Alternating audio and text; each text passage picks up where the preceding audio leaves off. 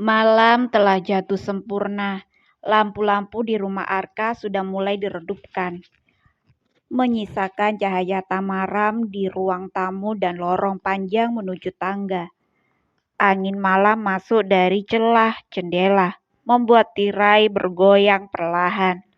Rania duduk di sofa ruang keluarga dengan wajah gelisah. Sejak sore ia tak beranjak dari sana. Ponsel di tangannya tak henti-hentinya ia cek. Berkali-kali ia mencoba menelepon Ibra, namun hasilnya selalu sama. Nomor yang Anda tuju sedang tidak aktif atau berada di luar jangkauan. Kenapa nggak aktif-aktif sih, Bra? Gumamnya cemas. Ia melirik jam dinding. Sudah hampir tengah malam. Padahal Arka dibawa ke rumah sakit sejak siang. Harusnya sekarang sudah ada kabar. Harusnya sudah tahu minimal Arka dirawat di mana. Tapi tak satu pun informasi masuk. Rania berdiri mondar-mandir pelan. Perasaannya tak karuan. Pikirannya mulai berandai-andai. Jangan-jangan terjadi sesuatu yang lebih buruk dari sekedar pingsan. Ia duduk kembali, memeluk lututnya, menunduk dalam diam. Matanya menatap layar ponsel yang mati perlahan. Tangannya kembali menekan nomor Ibra, berharap untuk kesekian kalinya ada jawaban. Tapi tak ada. Dan di malam yang sunyi itu, Rania tetap menunggu kabar yang tak kunjung datang. Dan belum tahu bahwa seseorang yang sangat ia tunggu tidak akan pernah kembali. Suara mobil terdengar pelan di halaman depan. Lampu utama menyinari dinding rumah, membentuk bayangan samar dari seseorang yang baru turun. Rania yang duduk langsung bangkit berdiri. Degup jantungnya makin cepat. Dengan langkah cepat namun gugup, ia membuka pintu dan berlari keluar. Ibra, panggilnya begitu melihat sosok lelaki itu keluar dari mobil dengan wajah tertunduk. Rania langsung memberondongnya dengan pertanyaan. Suara cemas, napas terburu. Ibra, gimana ke Arka? Dia di mana? Rumah sakit mana? Kenapa kalian gak kasih kabar dari tadi? Ibra mengangkat wajahnya pelan, menatap Rania. Tuan Arka sudah bahagia sekarang, Mbak, bersama kedua orang tuanya. Dunia Rania berhenti seketika. Lututnya gemetar, jantungnya serasa diremas, nafasnya tersangkut di tenggorokan. Apa maksudmu? Suaranya bergetar, nyaris tak terdengar. Enggak mungkin, gumamnya berulang-ulang. Kepalanya menggeleng lemah. Besok setelah acara pemakaman, saya akan ajak Mbak Rania ke makam beliau. Kita nggak bisa sembarangan datang ke sana. Beliau keluarga terpandang, ujar Ibra. Rania tak menjawab, hanya isakan lirih yang terdengar dari tubuhnya yang bergetar hebat.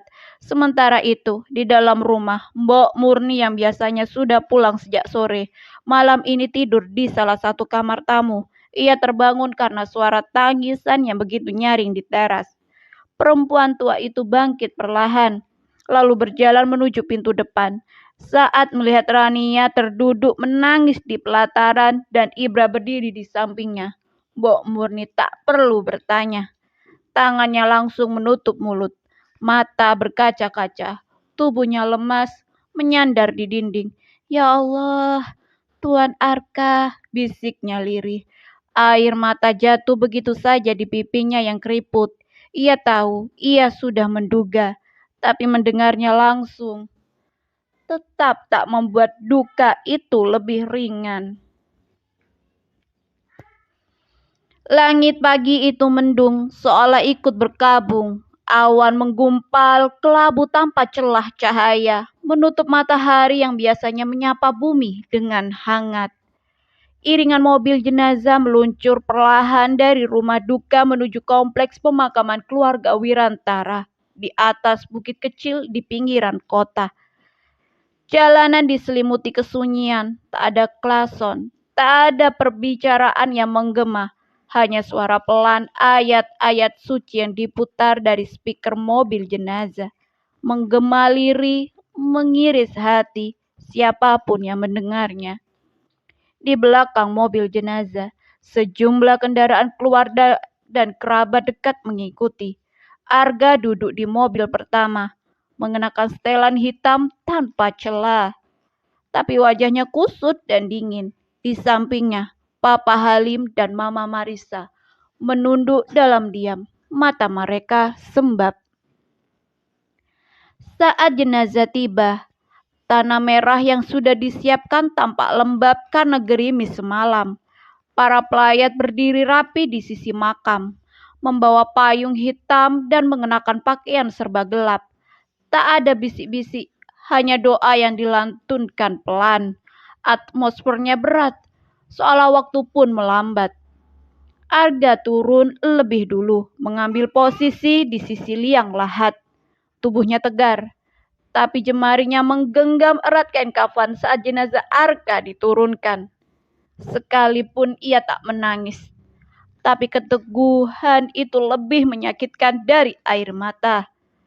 Saat jenazah diletakkan di liang lahat dan tanah mulai ditimbun perlahan, suara tangis mulai terdengar di antara para pelayat. Mama Marisa tak sanggup berdiri dan harus dipapa. Papa Halim mencoba menahan air matanya, tapi suaranya pecah saat ikut menyekop tanah ke atas pusara. Tanah telah merata. Nisan marmer putih berdiri tegak di atasnya. Masih basah oleh embun dan cipratan tanah. Di atas pusara yang baru tertutup itu, Arga berdiri kaku, memandang nama yang terukir jelas di batu nisan. Arka Wirantara, 1991, 2025. Tangannya gemetar saat mengambil segenggam bunga melati dari keranjang di sampingnya. Butiran putih itu ia taburkan pelan di atas tanah, satu persatu, seolah takut menyakiti. Kau sudah berjuang dengan baik, bro. Dan kamu memilih tetap baik, bahkan sampai akhir. Bisiknya nyaris tak terdengar. Setelahnya, Arga berdiri terpaku. Tak ada kata lagi, matanya memerah, tapi tak menitikkan air mata. Ia hanya menatap makam itu lama sekali. Seolah enggan berpisah, seolah berharap semua ini hanyalah mimpi. Satu persatu para pelayat mulai mundur. Mereka meninggalkan bunga, mengusap pelan nisan, lalu berjalan ke arah mobil dengan kepala tertunduk. Payung-payung hitam perlahan bergerak menjauh, menyisakan jejak kaki di tanah yang lembab. Papa Halim merangkul Mama Marisa yang terus terisak pelan, membimbingnya menjauh dari makam. Arga tetap di tempat. Ia menolak diajak pergi lebih dahulu. Arga, bisik Mama Marisa. Namun Arga hanya menggeleng pelan tanpa berkata. Ketika akhirnya tinggal beberapa orang saja di lokasi, Arga menunduk, menyentuh nisan sekali lagi. Tangannya gemetar saat ia berbisik. Maaf, aku belum bisa jadi saudara yang baik selama ini. Ia lalu bangkit, membalikkan badan, dan melangkah pelan meninggalkan makam sang adik. Langit masih muram, angin membawa wangi tanah basah dan bunga melati yang baru ditaburkan.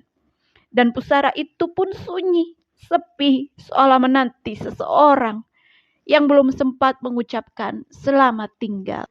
Suasana di kediaman keluarga Wirantara begitu sunyi dan berat. Aroma duka masih menyelimuti seluruh ruangan, menyatu dengan wangi dupa yang diletakkan di sudut ruangan. Para pelayat berdatangan silih berganti. Sebagian adalah kerabat dekat yang sudah dikenal Arga sejak kecil, namun sebagian lainnya adalah wajah-wajah asing yang tak ia kenali. Satu persatu mereka menjabat tangannya. Ada yang ia kenal, ada yang tidak. Sebagian besar adalah kolega bisnis Arka, rekan-rekan komunitas fashion, teman-teman masa kuliah, hingga para pemilik butik dari kota lain. Arka adalah sosok inspiratif, kata salah satu teman komunitas fashionnya dengan suara bergetar. Dia bukan hanya desainer, tapi pemimpin. Arga mengangguk lemah, mengucapkan terima kasih dengan suara yang hampir tak terdengar. Beberapa pelayat berkumpul melakukan doa bersama di ruang tengah, Lantunan surat Yasin menggema lembut menambah kesyahduhan suasana duka. Di sudut ruangan lain, meja dipenuhi bunga, ucapan duka dan bingkisan tanda bela sungkawa. Di tengah ramainya pelayat yang datang dan pergi, Arga tetap berdiri di sudut ruangan dekat meja panjang tempat bunga-bunga duka ditata rapi. Di sampingnya, Luna berdiri tenang, terlalu tenang untuk ukuran suasana duka. Setelah beberapa saat, Luna sedikit mendekat, mencondongkan tubuhnya ke arah Arga, lalu berbisik dengan nada lirih namun menusuk. "Ga, kamu sadar nggak? Sekarang kamu satu-satunya ahli waris." Arga menoleh perlahan ke arahnya, alisnya mengerut tajam. Ia tidak langsung menjawab, namun sorot matanya berubah dingin, seperti tersulut oleh sesuatu. Luna melanjutkan seolah tak sadar apa yang baru saja ia katakan begitu tidak pantas. "Maksudku, Arga, dia belum menikah. Semua yang dia punya otomatis jadi milikmu. Ya, kecuali kalau dia bikin surat wasiat yang..." "Luna," potong Arga dengan suara rendah, namun matanya menatap lurus ke arah Luna, tajam dan menusuk.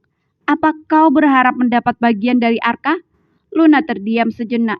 Ia terlihat bingung, lalu gelagapan membela diri. "Aku cuma bilang fakta. Kita ini keluarga. Aku hanya..." Belum sempat Luna menyelesaikan kalimatnya, Papa Halim yang berada tak jauh langsung berjalan cepat mendekat. Suaranya meninggi. "Luna, jaga ucapanmu," bentaknya dengan wajah merah menahan amarah. "Kita semua dalam suasana duka." Luna terdiam, pipinya memerah, tak lagi membalas. Mama Marisa segera menarik lengan Luna pelan namun tegas. "Apa-apaan sih kamu ini? Astagfirullah, Luna." Luna mencoba tertawa kecil untuk meredakan ketegangan, tapi tak satu pun tertawa bersamanya. Davin yang sejak tadi berdiri tak jauh dari mereka, mengamati dengan sorot mata tajam namun tenang. Ia tahu, momen ini adalah saat yang tepat, saat semua mata tertuju pada Luna yang baru saja menciptakan ketegangan. Davin melangkah maju. Dengan gerakan tenang, ia menghampiri Luna, lalu meraih bahunya lembut namun tegas. Suaranya pelan tapi penuh kendali. "Luna, cukup." Ucapnya pelan, namun terdengar jelas oleh semua orang yang berada di dekat mereka. Lalu ia berbalik ke arah Arga. Wajahnya berubah penuh penyesalan. Ia sedikit menunduk, memainkan perannya dengan begitu meyakinkan. "Maafkan aku, Ga," katanya. Suara serak seolah-olah menahan emosi. "Aku gagal membimbing Luna. Aku seharusnya lebih keras menanamkan empati padanya. Hari ini bukan hari untuk bicara warisan. Bukan saatnya bicara harta. Ini hari untuk mengenang Arka. Dan aku sangat menyesal karena itu ternodai oleh kata-kata tak pantas." Arga masih menatap mereka dingin, namun tidak berkata apa-apa. Matanya hanya sedikit bergerak, memandangi Davin yang seolah sedang menanggung beban moral yang besar. Davin melanjutkan, "Biarkan aku yang bertanggung jawab atas ucapan Luna. Aku akan membawanya pergi dulu dari sini, agar suasana tidak semakin rusak. Sekali lagi, aku minta maaf." Tanpa menunggu tanggapan, Davin menggandeng Luna, membawanya keluar dari ruangan duka. Di lorong depan rumah, setelah mereka cukup jauh dari keramaian dan suara pelayat, Luna melepaskan genggamannya. "Apa-apaan sih kamu?" desis Luna, masih menahan emosi. Namun Davin menoleh, kali ini wajahnya berubah cepat. Senyumnya kembali muncul, tipis dan penuh perhitungan. "Tadi itu langkah mengambil hati Arga," bisiknya. Luna menatapnya tajam. "Tapi tidak dengan menyudutkan aku juga, seolah kau sedang menumbalkan aku untuk itu." "Maaf sayang, agar aku terlihat baik di depan Arga, terpaksa aku melakukan itu," ujar Davin syarat akan ambisi. "Seperti yang kamu katakan, jika Arga satu-satunya kunci, dan kamu tadi hampir menghancurkan peluangku." Luna terdiam, sadar akan permainan yang sedang dijalankan Davin.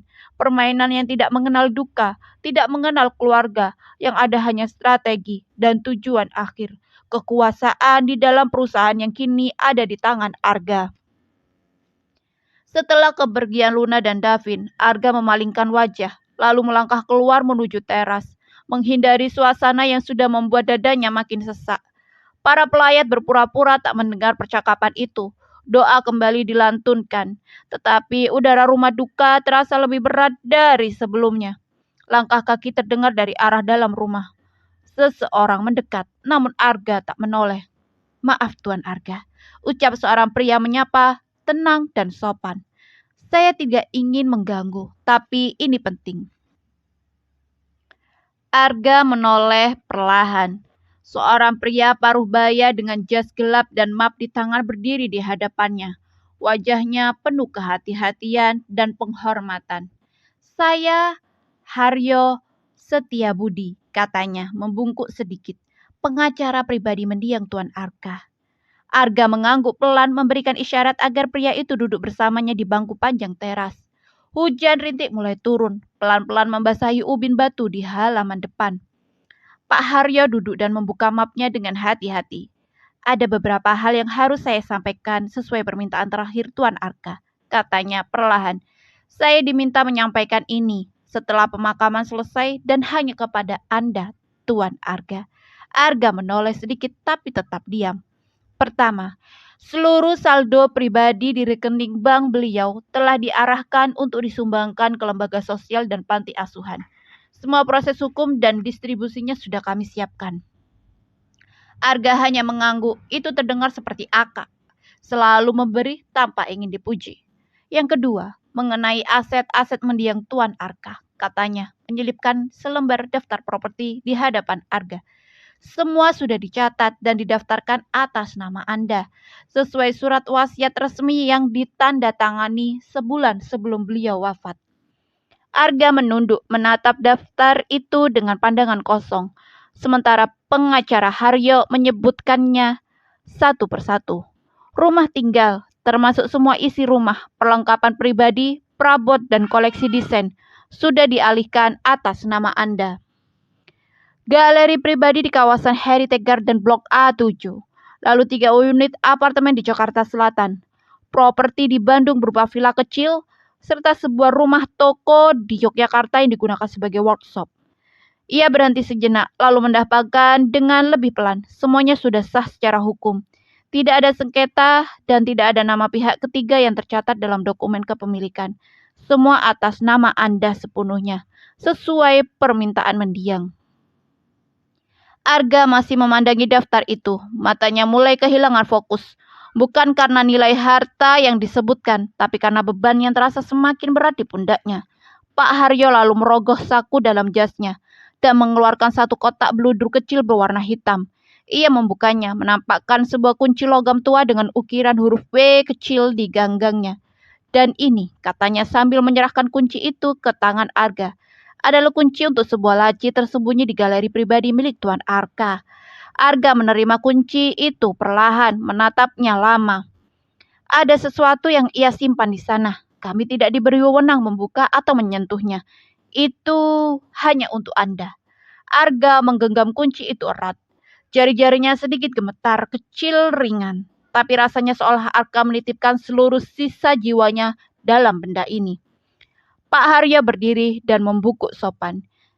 "Jika ada hal lain yang Anda butuhkan terkait dokumen, saya siap membantu kapanpun." Arga mengangguk pelan. "Terima kasih." Saat pengacara itu pergi, Arga masih duduk diam di teras memandangi kunci di tangannya. Langit masih kelabu ketika Arga tiba di kediaman mendiang Arka. Jalanan basah bekas hujan dan aroma tanah lembab memenuhi udara. Di depan pintu, Mbok Murni menyambutnya dengan tatapan sendu sambil mengelap tangannya dari sisa sabun cuci piring. "Tuan Arga," sapanya pelan. Arga hanya mengangguk singkat. Matanya menyapu ruang tamu yang hening, lalu bergeser ke arah meja makan yang masih menyisakan 2 piring dengan bekas nasi dan sayur. "Habis makan sama siapa, Mbok?" tanyanya sekilas tanpa menoleh. Mbok Murni terlihat sedikit ragu. "Tadi sama salah satu pekerja almarhum Tuan Arga." Arga tak merespon lebih jauh. Ia terus melangkah menuju ruang belakang galeri pribadi Arga. Ruangan itu sunyi. Meja besar masih dipenuhi kertas sketsa dan alat gambar di salah satu sisi bawah meja. Tersembunyi dengan sangat rapi ada laci kecil yang kini menjadi fokus Arga. Ia mengeluarkan kunci dari saku jasnya dan memasukkannya perlahan. Suara krik lembut terdengar saat kunci berputar, lalu laci terbuka. Di dalamnya tersimpan sebuah amplop tebal berwarna krem dengan tulisan tangan halus tertuliskan untuk Arga. Hanya jika aku sudah tiada. Jantung Arga berdegup lebih cepat. Ia membuka amplop itu perlahan. Di dalamnya terdapat beberapa lembar kertas surat. Ditulis tangan dengan tinta hitam. Ia mulai membaca. Bro, jika kamu membaca surat ini, maka aku sudah tidak ada di dunia ini lagi. Jangan sedih. Aku sudah berdamai dengan banyak hal. Dan ada satu hal terakhir yang ingin aku titipkan padamu. Bukan harta, bukan proyek, tapi seseorang. Namanya Rania. Dia perempuan yang belakangan ini sering bersamaku. Dan dia juga tinggal di rumah ini. Dia adalah perempuan yang hatinya pernah dicabik-cabik oleh orang-orang yang tak tahu cara menghargai kebaikan. Dia dijatuhkan, difitnah, dibuang oleh keluarga suaminya sendiri tanpa pembelaan. Bahkan nama baiknya sempat dikubur. Jika kamu tak bisa mencintainya, cukup lindungi dia. Jika kamu tak bisa menjadi tempat pulangnya, cukup jadi tempatnya berteduh. Tapi jika kamu bisa menerimanya sepenuhnya dengan segala luka dan masa lalunya, maka jadilah seseorang yang tidak pernah meninggalkannya. Jadilah kakak, teman, atau bahkan kalau semesta merestui, suami untuknya. Jaga dia untukku. Aku ucapkan beribu-ribu terima kasih, bro. Arga memejamkan mata sejenak setelah selesai membaca surat itu. Napasnya berat, seperti menahan gelombang emosi yang datang bertubi-tubi. Nama itu, Rania, berulang kali menggema dalam pikirannya. Bukan sekadar sebagai nama, tapi sebagai pesan terakhir dari seorang adik yang telah pergi. Ia melipat perlahan surat tersebut dan meletakkannya kembali ke dalam amplop, lalu menyimpannya di saku dalam jas. Ia berdiri, lalu berjalan pelan keluar dari galeri. Langkahnya tegas meski pikirannya masih bergemuruh. Di ruang tamu, Mbak Murni sedang menyapu pelan lantai yang sudah bersih. Seperti mencari pelipur lara di tengah keheningan duka. Mbok, panggil Arga, suaranya dalam dan rendah. Mbok Murni menoleh, lalu langsung berdiri tegak dengan mata berkaca-kaca. Iya, Tuan Arga. Rania, di mana dia sekarang? Tanya Arga langsung ke inti. Mbok Murni menghela napas panjang lalu menjawab dengan suara sendu. Mbak Rania sedang pergi ke makam Tuan Arka tadi diantar Ibra. Arga mengangguk pelan, tak berkata apa-apa, tapi hatinya terasa ditarik kuat untuk segera menyusul. Namun sebelum keluar, Arga berbalik arah. Kakinya membawanya ke kamar sang adik, kamar Arka. Pintu kamar itu masih terbuka, seolah menunggu seseorang untuk masuk dan mengenang. Di dalam, suasana tenang dan bersih, tirai dibiarkan terbuka. Cahaya matahari sore menyusup lembut ke dalam ruangan. Di sudut kamar, berdiri sebuah kanvas besar yang ditutupi kain putih. Sesuatu menarik perhatiannya. Pelan-pelan, Arga melangkah mendekat. Tangannya meraih kain putih yang menutupi lukisan tersebut. Dan saat ia menyibakkannya perlahan, di baliknya terpampang lukisan wajah seorang perempuan berhijab. Matanya hangat tapi menyimpan luka. Ekspresinya lembut menyiratkan kesedihan yang mendalam namun penuh perlawanan. Itu Rania. Lukisan itu penuh emosi. Bukan sekadar karya seni, tapi potret jiwa. Mata Arga menghangat. Segala firasat yang selama ini menghantuinya pecah menjadi kepastian. Benar. Ternyata selama ini firasatnya tak pernah salah. Wanita yang selama ini ia cari ternyata berada di rumah sang adik. Arga mengusap wajahnya pelan, menahan guncangan batin. Semesta memang belum merestui kita bertemu waktu itu, pikirnya. Mungkin karena saat itu dia atau Rania belum siap. Mungkin karena waktu belum berpihak. Tapi sekarang waktunya telah datang. Arga melangkah keluar dari kamar Arka. Di koridor ia mendapati Mbok Murni tengah beres-beres. Mbok, suaranya terdengar lebih pelan dari biasanya. namun cukup membuat perempuan paruh baya itu menghentikan kegiatannya dan menoleh. "Ya Tuan Arga." Arga menatap wajah Mbok Murni beberapa saat sebelum akhirnya bertanya pelan. "Apa Arka dan Rania punya hubungan khusus?" "Yang saya tahu, Tuan Arka sangat menyayangi Mbak Rania, tapi bukan seperti pria menyayangi seorang perempuan yang ingin dipinang." Arga menyimak penuh perhatian. "Beliau menyayangi Mbak Rania seperti menyayangi adiknya sendiri."